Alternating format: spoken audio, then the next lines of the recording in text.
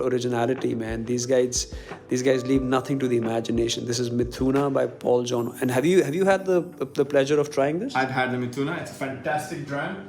And they were nice enough. It's a very expensive bottle, by the way. Oh, yeah? One of my friends got it. But they were nice enough to send us a sample bottle. So you can take this back and review it whenever you feel like.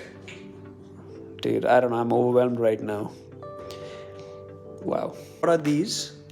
So they were nice enough to send us sample bottles of each of the whiskeys. Wow. So that's the Oloroso sherry cask. Okay. So that's at 48%. That's the PX sherry, which we just saw the big bottle. Big bottle. And we have the Mithuna. That is their flagship. This is, okay guys, check this out, man. That's their flagship. There is a whiskey named Mithuna. I got another point. Hi Malt Activist, say hi to everybody. What's up? How's it going?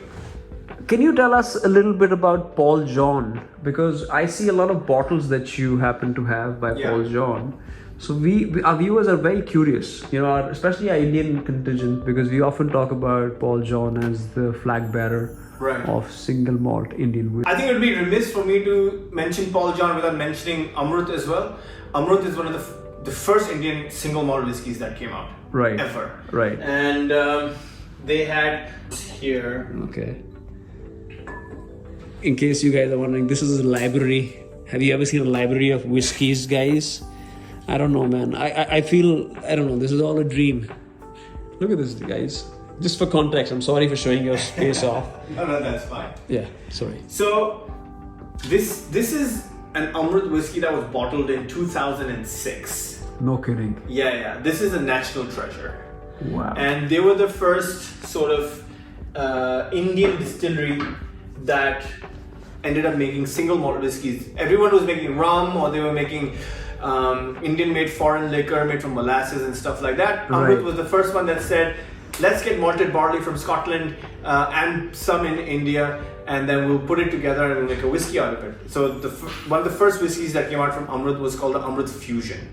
Oh, I love that one. Great whiskey. One of the best whiskeys I've ever had. One of your favorites, perhaps? One of my favorites. In my top 3, for sure.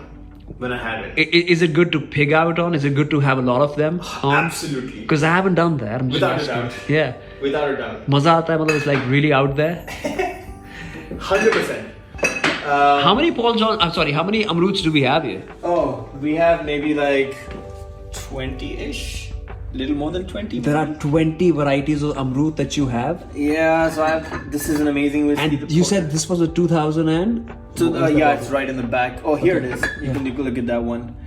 I think it's a 2006 bottle. That one. It's with the old label and stuff. I think we aren't even aware that this company is that old. We thought it just came into prominence now. Oh yeah, here it says 2006. I don't know if you can see it. Wow, we can, yes. So these guys, they really started off, and then other companies. So Paul John, they started their distillery. Michael D'Souza is their master distiller, who is an amazing person who really knows his whiskeys, and they came up with 3 sort of flagship whiskeys called Edited, Brilliance, and the Select Cask. Okay, Paul John did, yeah. Paul John did, yeah. So I don't know if I don't know how easily you get it in India, but I know for sure you get it in Goa and Bangalore. I don't know where else you get it.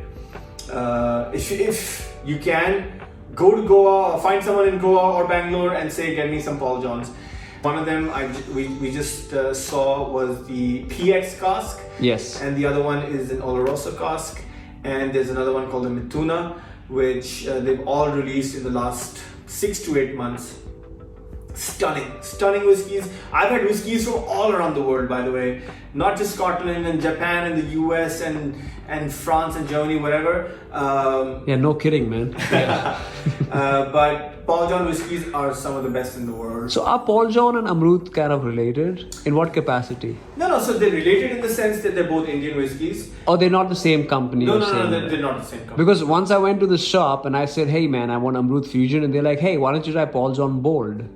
That's probably because I have a mixed opinion on Paul John Bold. Okay, fair enough. That's fine. I don't know. Maybe their sales team is better, and they give money to the sales staff. I don't know. But they both originate from Goa, I would imagine. No. So Paul John is from Bangalore. Oh, okay. Sorry. Paul John is Goa, and Amrut is Bangalore.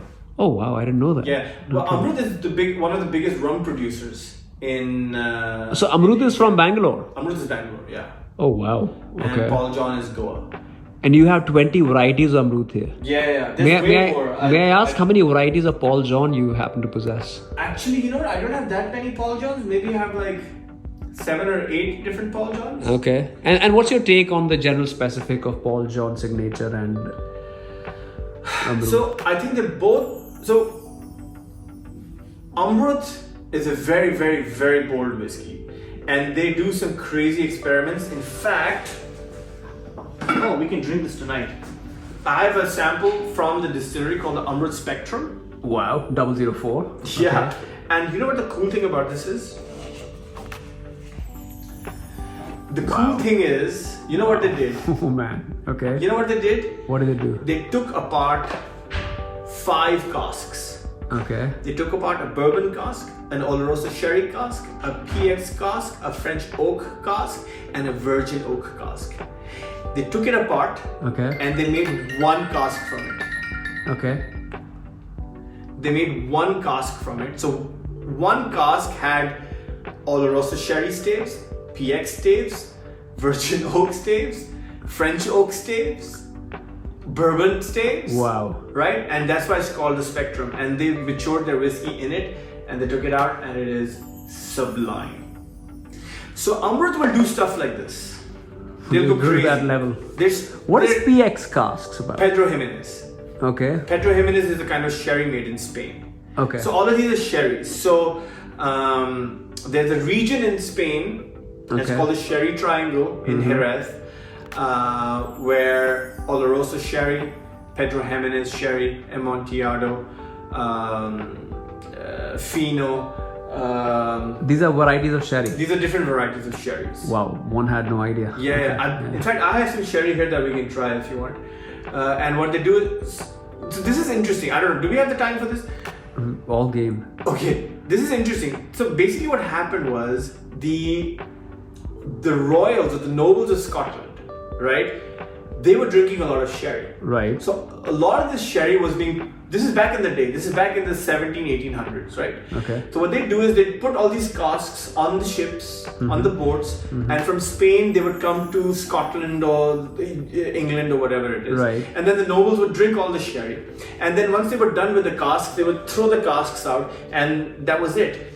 And these illicit whiskey distillers who were making moonshine needed a storage vessel to keep their spirit in. And what they did was they put that spirit in there. They're like, okay, let's just keep it there. When we have time to sell it, we'll sell it. Yeah. And then they realized, holy crap, the wood has absorbed the flavor of all the sherry. Ex-sherry cask. Ex-sherry cask, exactly. Right. And now when they've put the distillate in it, which by the way looks like this, Oh man. it's just moonshine, Oh wow. right? They put this. Is that in it. moonshine? It's moonshine. Wow. Georgia moonshine. Where is that from? Georgia. Like Savannah, Georgia Yes, State? Savannah, Georgia. Superman. It's called Georgia Moon. Oh wow. It's legit moonshine, by the way. Incredible. So what they did was they put all that distillate in the casks, in the sherry casks, just to store it, not to mature it. Yeah. And then they realized, oh my god, it's changing color, it's changing taste. Holy shit, what's happening? The wood absorbed all the flavors of the sherry, and when they put this new distillate in it, it pushed the flavors back into this new spirit, and that's how whiskey was born. Whiskey as we know today was born. That's crazy. That's crazy. Also, that's why nowadays we have a lot of expressions which have ex-bourbon, ex-oloroso, Correct. Ex-sherry casks, you know? Yeah. What is oloroso specifically? Oloroso is another type of sherry. Okay. They're all sherries. Okay. And bourbon obviously is whiskey made in the US. And the reason there are so many bourbon casks is because the lumber lobby in the US said, if you want to mature whiskey in oak casks, those casks must be virgin casks. Wow. That means they cannot reuse a barrel. So every time, for example, this whiskey is a straight bourbon called Elijah Craig. Okay. Right? This is 18 years old. Okay. And once this whiskey is emptied from the barrel, right, that barrel cannot be used anymore in American whiskey maturation because it's against the law. So what did they do? The Scots said, give it to us. Oh, that's why you nowadays have many whiskeys which have, you read the fine print. It says that nurtured or matured in ex-American Correct. certain casks. American oak casks. Yeah. American oak cask. Now I get it. Lafroig also happens to have, I don't know if you've tried it, a Scotch whiskey. It's called Island Mist. Isla Mist. Isla Mist, sorry. Isla Mist, my bad. Yeah. So Isla Mist is a independent bottler. Okay. And what Isla Mist does is every year they'll put a different whiskey in it. No way. Some years it's Lafroig, sometimes it's Kalila, sometimes it could be Lagavulin, nobody knows. Wow. What do you think about Kalila It's one of my favorite whiskeys in the whole world. and Lagavulin? Again, I'm going to say this a lot tonight, one of my favorite whiskeys in the whole world. But I am very, very partial to Isla whiskeys because I go there every year for the whiskey festival and everybody is so amazing and lovely. And have you tried a Kilhoman? I have not. Well, tonight you're going to try a Kilhoman and then you're going to be like, Man, oh. I have quite a tall order, I think you made me try the Lafroig 25 and I was pretty bowled over, to be fair. Yeah. So this is what we'll do. We'll have very small drams, okay? We'll have very small drams of very many whiskeys, so you can taste everything tonight. So this specific video began with us asking you about Paul John and Amrut. And how are the people who you like, the Paul John people and the Amrut people? Bro, yeah, they are the nicest people in the world. Really? Everything is art, in my opinion, right? Whatever you do is art. And to me, there's probably no bigger art than whiskey making because no art takes 10 years, 12 years, 25 years, 40 years for you to realize your passion, right? Wow. A whiskey that you lay down today might not even touch anyone's lips for like 25 years.